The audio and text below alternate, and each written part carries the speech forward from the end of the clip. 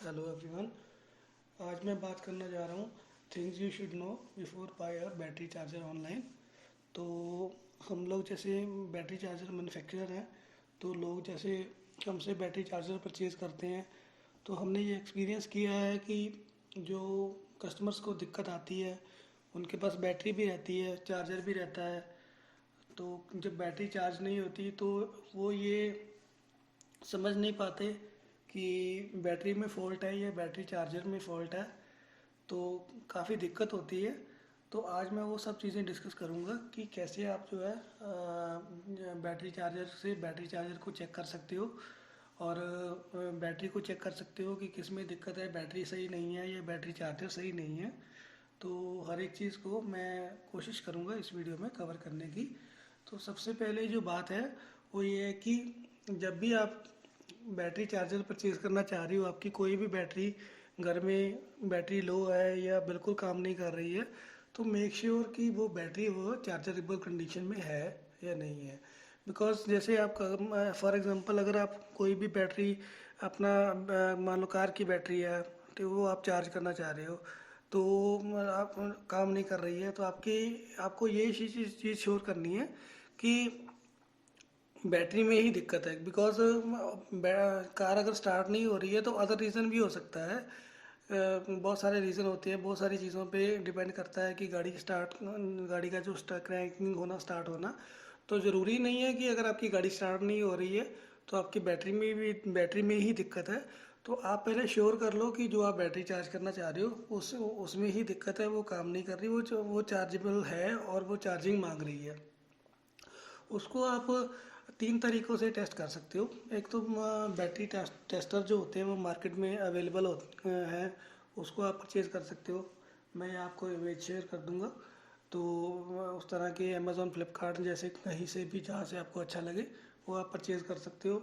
दूसरा तरीका है मल्टीमीटर से आप चेक कर सकते हो कि बैटरी आपकी चार्जेबल कंडीशन में नहीं है कि नहीं है। और तीसरी चीज़, अगर आपके पास कुछ भी नहीं है तो आप एक छोटे से वायर की टुकड़े की हेल्प से भी आप चेक कर सकते हो कि आपकी बैटरी जो है वो चार्जेबल कंडीशन में है कि नहीं है। ये मैं आपको वीडियो में एक्सप्लेन करूँगा। आपको सर जस्ट एक वायर का छोटा टुकड़ा लेना है जो बैटरी के टर्मिनल जो पॉजिटिव और नेगेटिव दोनों तक पहुंच सके, इतना वायर का पीस आपको चाहिए। तो आपने क्या करना है, जैसे ही आपको उसको छील के और उसका एक साइड जो है जैसे पॉजिटिव पे लगा देनी है, और जो नेगेटिव साइड है उस पर आपको हल्का सा टच करके देखना है।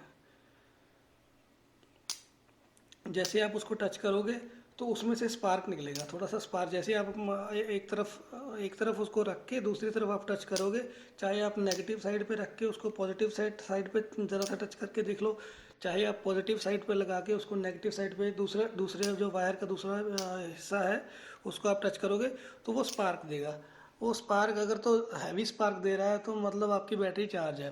अगर स्पार्क कम दे रहा है तो आपकी बैटरी को चार्जिंग की ज़रूरत है। लेकिन बिल्कुल नहीं दे रहा है, चार्ज स्पार्क बिल्कुल नहीं हो रहा है, तो इसका मतलब जो है आपकी बैटरी डेड है। जैसे काफ़ी देर घर में बैटरी पड़ी रहती है तो कई बार डेड हो जाती है। तो अगर अगर बैटरी बैटरी से रिकवर भी हो जाती हैं चार्जिंग करने से, बट वह बैटरी की कंडीशन पे डिपेंड करता है कि बैटरी कितनी देर से बंद पड़ी है और बैटरी कितनी ओल्ड है। वो सब चीज़ों पे डिपेंड करता है। जो ड्राई बैटरीज होती हैं उनके कम चांसेस होते हैं रिकवर होने के। जो बैटरी एसिड वाली बैटरी होती है, वाटर बैटरीज होती हैं, वो रिकवर हो जाती हैं ऑलमोस्ट, अगर बैटरी की कंडीशन अच्छी हो, ज़्यादा पुरानी ना हो, प्लेट्स वगैरह की कंडीशन सही हो। तो जो ड्राई बैटरी होती हैं उनके बहुत कम चांसेस होते हैं कि वो रिकवर हो जाए। वो रिकवर नहीं हो पाती अगर आप उसको काफ़ी टाइम यूज़ नहीं करोगे, चाहे वो बैटरी नई भी रहेगी। लेकिन जो वो एसिड बैटरीज होती हैं, वाटर वाली बैटरीज होती हैं, वो जो है रिकवर हो जाती हैं चार्जिंग करने से, अगर उनकी कंडीशन अच्छी हो और बहुत ज़्यादा पुरानी ना हो। तो ये चीज़ आपने श्योर करनी है कि जो बैटरी है वो आपकी चार्जेबल कंडीशन में है या नहीं है before you buy a battery charger.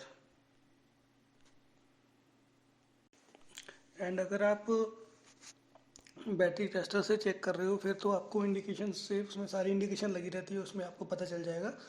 But अगर आप मल्टीमीटर है आपके पास, मल्टीमीटर से आप चेक करोगे तो आपने जो मल्टीमीटर को 20 वोल्ट, एक सिंपल सा आपने मल्टीमीटर लेना है। अगर आपको बहुत ज़्यादा नॉलेज नहीं है तो कई कॉम्प्लिकेटेड मल्टीमीटर्स आते हैं, जो मैं आपको ये दिखा रहा हूँ ये बहुत ही सिंपल मल्टीमीटर है।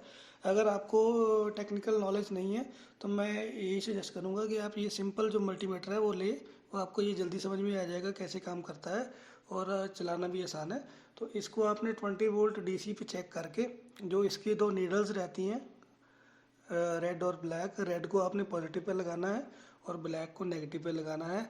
उसके बाद आप देखोगे जब 20 वोल्ट डीसी पे चेक करके आप दोनों नीडल्स को पॉजिटिव और नेगेटिव पे लगाओगे तो आप देखोगे कि अगर बैटरी की जो आउटपुट उसमें दिखा रहा है, जो नंबर्स दिखा रहा है वो 4, 5, 6, 7, 8, 9, 12 से नीचे नीचे दिखा रहा है। जितना भी 0 से ज़्यादा और 12 से कम दिखा रहा है। अगर 0 दिखा रहा है तो बैटरी डेड है। अगर 4, 5, 6, 7, 8, 9, 10, 11 कुछ भी फिगर दिखा रहा है तो इसका मतलब जो है वो बैटरी आपकी चार्जेबल कंडीशन में है, वो चार्जिंग करने के बाद वो सही हो जाएगी। तो जैसे ही आप उसको चार्जिंग पे लगाओगे तो अगर मान लो आपकी बैटरी 8 शो कर रही है तो वो धीरे धीरे 9, 10, 11, 12 ऐसे 13 तक पहुंच जाएगी। 13 पे जब पहुंच जाती है तो चार्जर कट कर जाता है। 13, 13.5, 14 अपने अपने चार्जर का हिसाब होता है सबका। मोस्टली 13 वोल्ट जो एज पर स्टैंडर्ड 13 वोल्ट पे चार्जर कट कर जाता है। तो आपकी बैटरी अगर मान लो 8 वोल्ट दिखा रही है तो आप उसको चार्ज करोगे, 1 घंटे बाद चेक करोगे तो वो 9 दिखाएगी, फिर चेक करोगे तो वो 10 दिखाएगी, जब तक वो 13 वोल्ट तक नहीं पहुंच जाती। जब वो 13 वोल्ट पे पहुंच गई, 12.5 प्लस, 12 प्लस क्रॉस कर गई तो आपकी बैटरी समझो कि चार्ज हो गई है। अगर 0 दिखा रहा है मल्टीमीटर पे तो तब आपकी बैटरी डेड है। तो फिर ये वो चार्जर लगाने के बाद वो चलेगी कि नहीं चलेगी तो है, उसके बारे में कुछ कह नहीं सकते। जैसे मैंने आपको बताया कि जो ड्राई बैटरीज होती हैं वो कम रिकवर होती हैं, जो एसिड बैटरीज होती हैं वो रिकवर हो जाती हैं चार्ज करने के बाद, अगर उसकी कंडीशन अच्छी हो। तो ऐसे आप चेक कर सकते हो कि चार्जर में दिक्कत है कि बैटरी में दिक्कत है। सबसे पहले आप बैटरी में चेक कर लो, जब आप चार्जर मंगवा लोगे तो फिर आप चार्जर को भी चेक कर सकते हो। सेकंड थिंग जो है वो, उसके बारे में मैं बात करना चाहता हूँ, जो वो है कि जो बैटरी है वो चार्जिंग के टाइम कितने एम्पेयर लेती है। तो कई कस्टमर क्या करते हैं, चार्जर मंगवाते हैं, उसको मल्टीमीटर के साथ चेक करते हैं और उसको उनको पता नहीं है पूरा। तो वो बस ये उसको 20 वोल्ट डीसी पे चेक करेंगे और उसको वापस कर देंगे कि इन्होंने 12 वोल्ट लिखा हुआ है और ये 6 वोल्ट ही दिखा रहा है तो ये चार्ज नहीं कर पाएगा बैटरी। तो इनका चार्जर सही नहीं है, जो लिखा है इन्होंने वो गलत लिखा हुआ है। तो 100 में से 10 बंदे, 5 बंदे ऐसे होते हैं जो बस वो मल्टीमीटर से चेक करके मंगवाते हैं, चेक करके उसको वापस कर देते हैं। तो मैं उसके बारे में अभी डिस्कस करूँगा कि जो आपकी बैटरी है उसको, हाँ, चार्जिंग के लिए कितने एम्पेयर की ज़रूरत होती है। तो जैसे ये कोई ज़रूरी नहीं है कि अगर आप कोई भी चार्जर मंगवाते हो तो उसको आप 20 वोल्ट डीसी पे चेक करोगे तो वो आपको 13, 14 वोल्ट दिखाएगा तो तभी तभी वो चार्जर सही है। सबकी अब अपनी अपनी प्रोग्रामिंग है, सबका अलग अलग अलग अलग सिस्टम है। जैसे अगर आप बॉश के चार्जर को चेक करोगे 20 वोल्ट डीसी पे तो वो 0 ही दिखाता है, पर वो बैटरी आपकी चार्ज करता है तो फिर इसका मतलब वो तो चार्जर ख़राब हो गया। अलग अलग आप चार्जर चेक करोगे तो वो अलग अलग उसकी फिगर दिखाएगा 20 वोल्ट डीसी पे। तो इसका मतलब ये नहीं है कि वो चार्जर ख़राब है, चार्जर सारे ही सही हैं। लेकिन ये है कि अपना अपना मेथड है सबका चार्जिंग करवाने का, अपनी अपनी प्रोग्रामिंग होती है। तो गलत नहीं होता, लेकिन मैं आपको अपने चार्जर के बारे में बताऊंगा कि अगर आप इसको 20 वोल्ट डीसी पे चेक करोगे तो इसको आपको जो मैक्सिमम आउटपुट जो है वो 0.5 टू 7 एम्पेयर तक दिखाएगा वो। तो अगर आपको टोटल आउटपुट चेक करनी है तो वो आपको 200 एसी पे चेक करनी पड़ेगी। 13, 14 जितनी भी होती है, 15 तक, वो आपको 20 वोल्ट एसी पे चेक करनी पड़ेगी।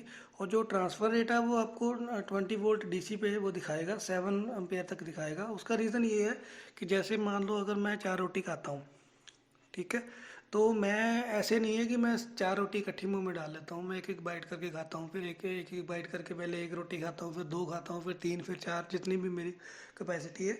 तो इस हिसाब से बैटरी को चार्ज करने के लिए ये नहीं है कि आपको 13 वोल्ट की ज़रूरत पड़ेगी तभी वो बैटरी चार्ज होगी। बैटरी का जो ट्रांसफ़र रेट होता है वो 0.5 टू 7, 8 एम्पेयर तक ही होता है।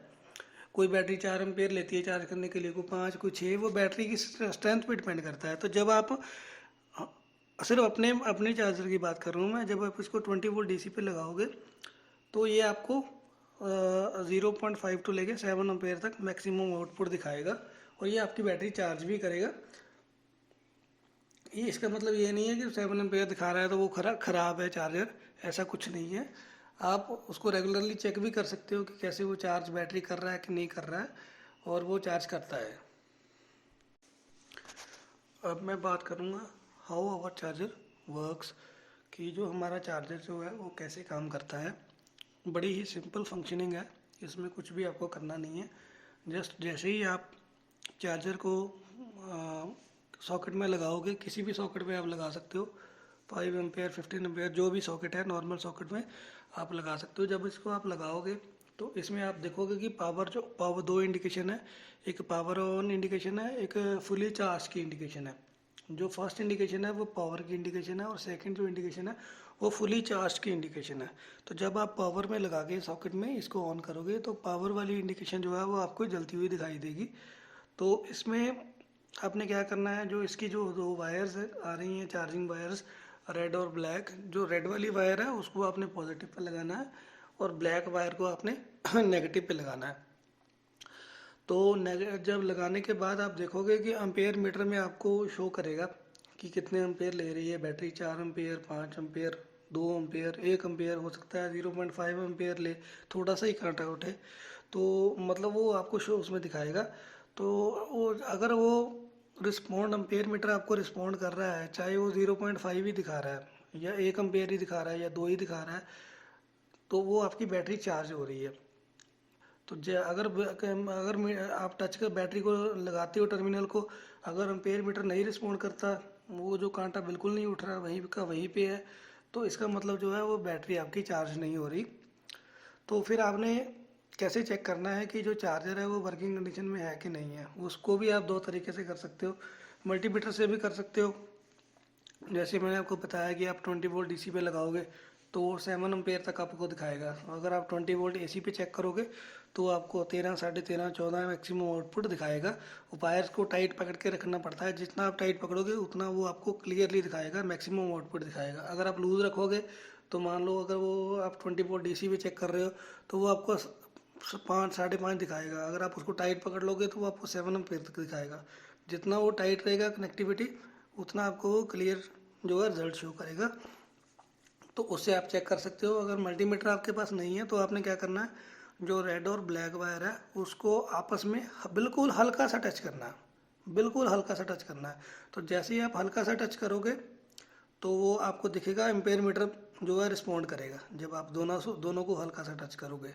तो अगर वो हल्का सा टच करने पे अगर उसको एम्पेयर मीटर जो है वो रिस्पॉन्ड कर रहा है तो मतलब चार्जर आपका काम कर रहा है। तो अगर वो दोनों को टच करने के बाद एम्पेयर मीटर रिस्पॉन्ड नहीं कर रहा है तो इसका मतलब ये है कि चार्जर अभी काम नहीं कर रहा है। तो उसमें ऐसे हो सकता है कि जैसे इसमें एक सेफ्टी फ्यूज़ लगा रहता है, अगर आप रेड और ब्लैक वायर को ज़्यादा देर के लिए टच करते हो आपस में तब वो फ्यूज़ उड़ जाता है, तो फ्यूज़ आपको चेंज करना पड़ेगा।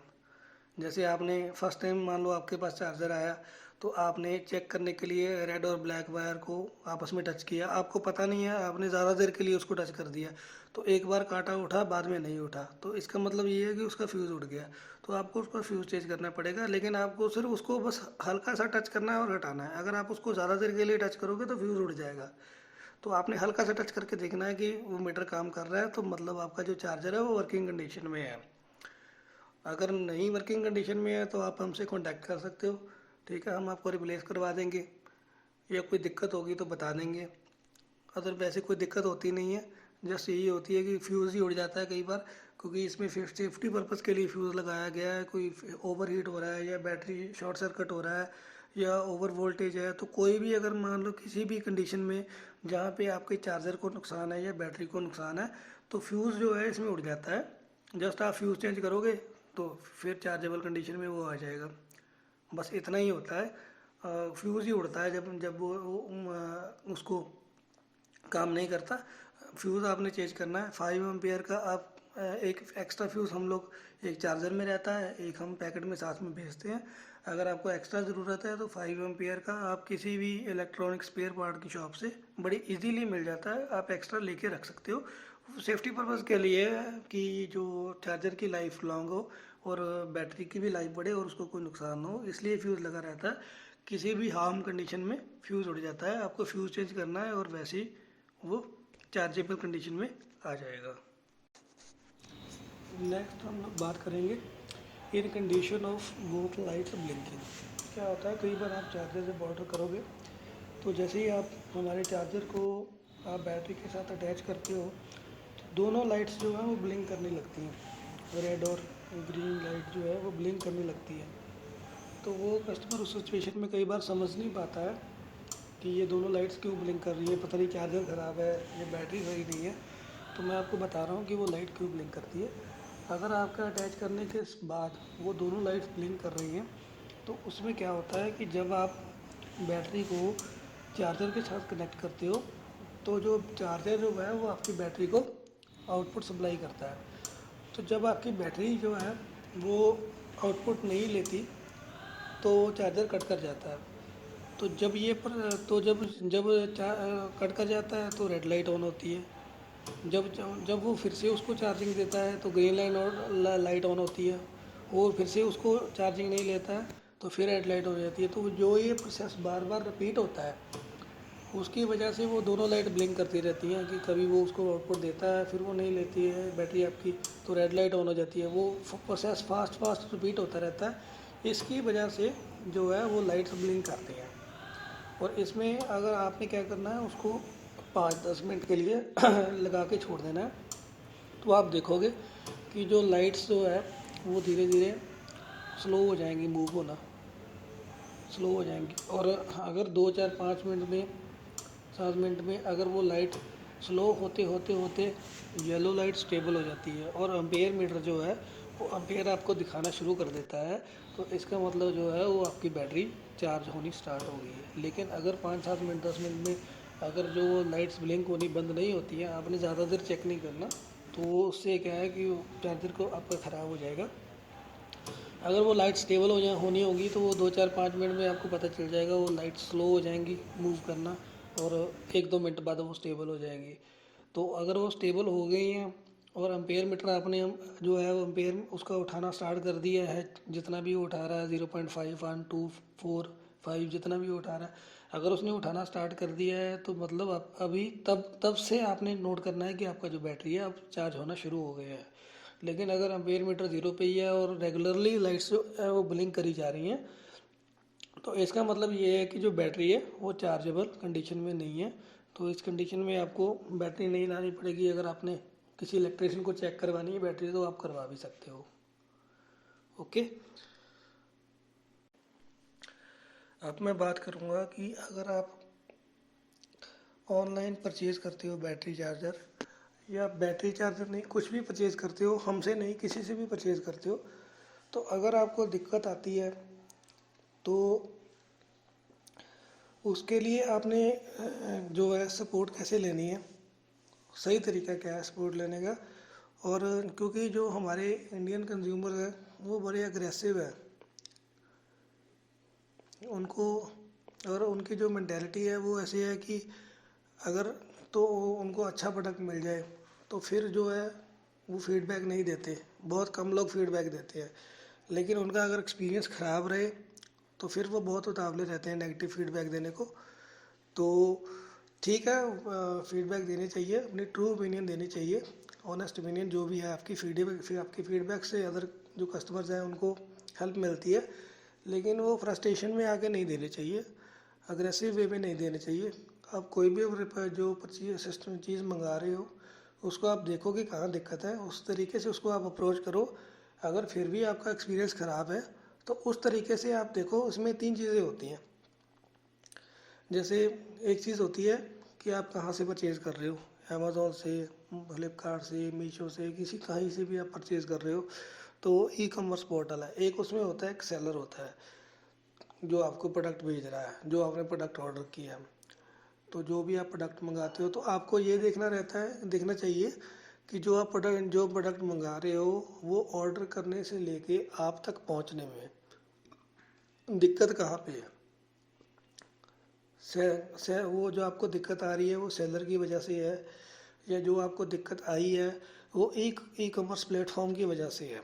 उसमें मैं आपको बताता हूँ कि कोई भी चीज़ आप जो ऑर्डर करते हो वो अमेज़ोन से ऑर्डर कर रहे हो, फ्लिपकार्ट से, कहीं से भी आप ऑर्डर कर रहे हो, तो वो आप ई कॉमर्स प्लेटफॉर्म से ऑर्डर कर रहे हो, अमेज़ोन से, फ्लिपकार्ट से। लेकिन वो जो चीज़ भेज रहा है आपको, वो आपकी तरह वो आपको सेलर भेज रहा है। बहुत सारे सेलर जो है अमेज़ोन पे सेल करते हैं, तो वो आपको सेलर भेज रहा है।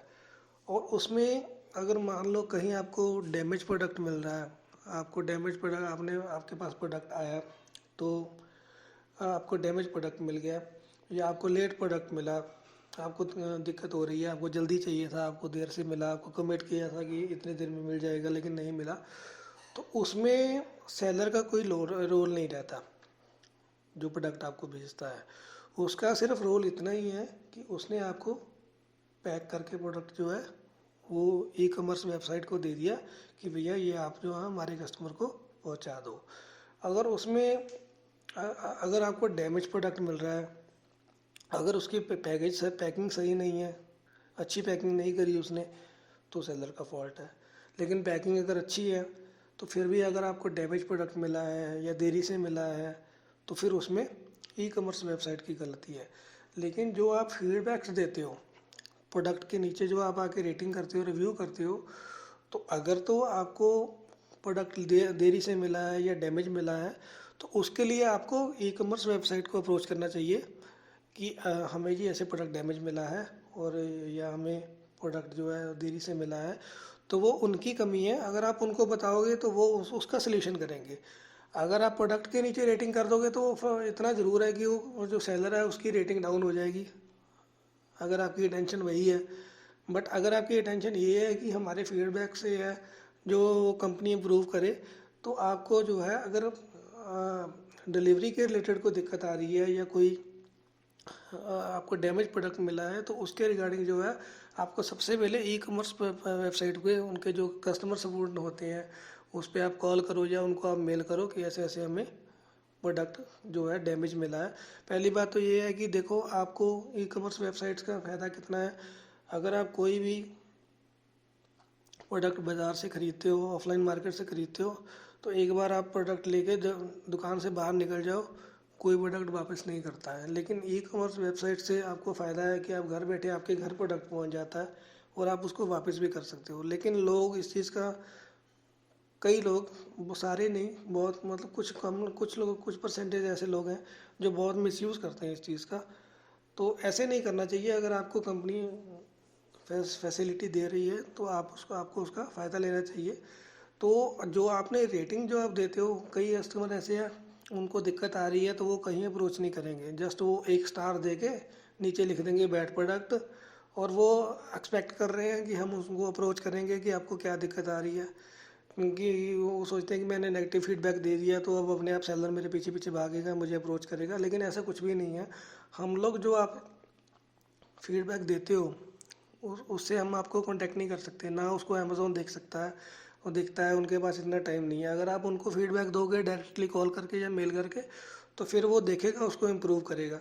अगर आप नीचे फीडबैक दे रहे हो कि आपका प्रोडक्ट काम नहीं कर रहा, आपको हेल्प चाहिए, तो आपने फीडबैक दे दिया, साथ में आपने वीडियो बना के डाल दिया गंदा सा कि ये प्रोडक्ट सही नहीं है, तो आपको कोई अप्रोच करने वाला नहीं है। ये है कि अगर आपका जो टेंशन है कि वो फ्रस्ट्रेशन है कि आपने सिर्फ फीडबैक दे के शेयर की रेटिंग डाउन दे करनी है, तो फिर वो सही है। लेकिन अगर आपको हेल्प चाहिए तो वो तरीका सही नहीं है। आप उसको पहले कस्टमर सपोर्ट में अप्रोच करो। पहली बात तो अगर आपको डैमेज प्रोडक्ट मिल रहा है तो आप उसको यार सेव ना करो, उसको वापस कर दो। अगर खोलने के बाद वो डैमेज निकला तो इमीडिएटली आप जो है कस्टमर कॉल करके या ऐप में उसको रिप्लेसमेंट डालो। उसके बाद अगर वहाँ पे आपका कांटेक्ट नहीं हो पा रहा है तो आप सेलर को मैसेज कर सकते हो, उससे कांटेक्ट करो आप और उसको रिप्लेस करवाओ। ठीक है। अगर उसके बाद भी अगर आपको दिक्कत आ रही है, अगर सेलर आपको एंटरटेन नहीं कर रहा, आपको सर्विस नहीं दे रहा, तो फिर आप उस पर जो भी आपका ऑनेस्ट रिव्यू है, एक्सपीरियंस है, वो आप वहाँ पे प्रोडक्ट के नीचे आप फीडबैक दे सकते हो, वो प्रोडक्ट के रिलेटेड है। लेकिन अगर आपको सर्विस सही नहीं मिली, प्रोडक्ट लेट मिला है या डैमेज मिला है, तो वो उस प्रोडक्ट के लिए नहीं है, वो अमेज़ोन के लिए, वो अलग चीज़ है। तो उसका जो है आपको अमेज़ॉन को इन्फॉर्म करना चाहिए। लेकिन आपको अगर प्रोडक्ट के रिलेटेड दिक्कत आ रही है तो फिर आप सेलर से कॉन्टैक्ट करो। अगर सेलर आपको नहीं रिस्पॉन्ड कर रहा है, आपको सर्विस नहीं दे रहा है, तो फिर आपको जो भी है आपने जो नेगेटिव फीडबैक देना है या कुछ भी है आप दे सकते हो। कई मैं देख रहा था, एक बंदे ने ये वीडियो बनाया हुआ है यूट्यूब पे, केडी ब्लॉग्स करके, कंपनी के फ्रॉड से बचा, दुग्गर विजय एक्सप्रेस करके कोई यूट्यूब चैनल है। तो उसमें क्या है, उसने बताया कि मुझे ख़राब भेज दिया था तो फिर मैंने उसको रिप्लेस करवाया, फिर वो ठीक है। हमें कोई भी फ़ायदा नहीं है आपको ख़राब प्रोडक्ट भेजने में। हम जो भी प्रोडक्ट भेजते हैं चेक करके भेजते हैं, और हमें हमारा नुकसान है, हमारा प्रॉफिट कम हो जाता है, हमारा मार्जिन कम हो जाता है, और हमें जो प्रोडक्ट वापस आप भेजते हो वो आते आते डैमेज हो जाता है। हमें कोई भी इंटरेस्ट नहीं है, हमें कोई भी फ़ायदा नहीं है कि हम आपको ख़राब प्रोडक्ट भेजें। ट्रांसपोर्टेशन के टाइम पे जो है वो प्रोडक्ट कई बार होते आपके तक पहुंचते पहुंचते डैमेज हो जाता है। इसका मतलब ये नहीं है कि हमने आपको ख़राब प्रोडक्ट भेज दिया। अगर ख़राब प्रोडक्ट कोई कोई भेजेगा तो वो कितनी देर काम कर लेगा। सही प्रोडक्ट भेजने में, और आपको प्रोडक्ट अच्छा लगे और आप आगे रेफ़र करोगे यार ये प्रोडक्ट अच्छा है, हमने यूज़ किया है, उस चीज़ में हमें फ़ायदा है। ख़राब प्रोडक्ट में हमें भेजने में फ़ायदा नहीं है। तो कोई जानबूझ के हम लोग ख़राब नहीं भेजते किसी को भी, टेस्ट करके जाते हैं कोई भी प्रोडक्ट हम लोग भेजते हैं। लेकिन ये होता है कि कई बार ट्रांसपोर्टेशन के टाइम पे वो डैमेज हो जाता है, तो आप उसको रिप्लेस करवा सकते हो। रिप्लेस करवा लो। अगर आपको नहीं अच्छा लगा आप रिटर्न कर दो। तो जैसे उसमें फ्रस्ट्रेशन वाली कोई बात नहीं है, क्योंकि आपके पास टाइम है। उसमें टाइम रहता है, आप उसको 10 दिन का 15 दिन का टाइम रहता है। अगर हमने आपको ख़राब ही भेजना हो, अगर हमने आपको ख़राब चीज़ बेचनी हो तो हम वापस ले ही ना, हम उसमें ऑप्शन दे ही ना कि आप जो उसको वापस कर सकते हो, रिप्लेस कर सकते हो। तो अगर अगर आपको कंपनी इतनी ऑफ़र दे रही है कि आप उसको रिप्लेस कर दो, रिटर्न कर सकते हो, तो उसकी टेंशन ये नहीं है कि आपको ख़राब प्रोडक्ट भेजने की। उसकी कोशिश यही है कि आपको अच्छी सर्विस दी जाए, अच्छा प्रोडक्ट बेस्ट रेट पे दिया जाए। तो ऐसा कुछ भी नहीं होता। बस यही सब बातें जो है, जो हमारा एज ए सेलर एक्सपीरियंस है ऑनलाइन, हम लोग सेल कर रहे हैं, तो ये चीज़ें मैं चाहता था कि मैं एक वीडियो बना के सबसे डिस्कस करूं ताकि ये चीज़ें क्लियर हो। तो थैंक्स टू ऑल। तो अगर कोई भी चीज़ आपको गलत लगी हो तो मैं माफ़ी चाहता हूँ। और अगर आपके कोई भी सुझाव हैं तो आप हमारी नीचे फीडबैक्स में या हमारी वेबसाइट पे या मेल पे हमें आप दे सकते हो, तो हम उसको इम्प्रोवाइज़ करने की कोशिश करेंगे। तो हमारी कोशिश रहती है कि जो इम्प्रूवमेंट की जाए, नए प्रोडक्ट भी हम लोग लॉन्च कर रहे हैं, तो कोशिश रहती है ज़्यादा से ज़्यादा काम करने की। तो आप अपने फीडबैक्स में भी दे सकते हैं। And thanks to all.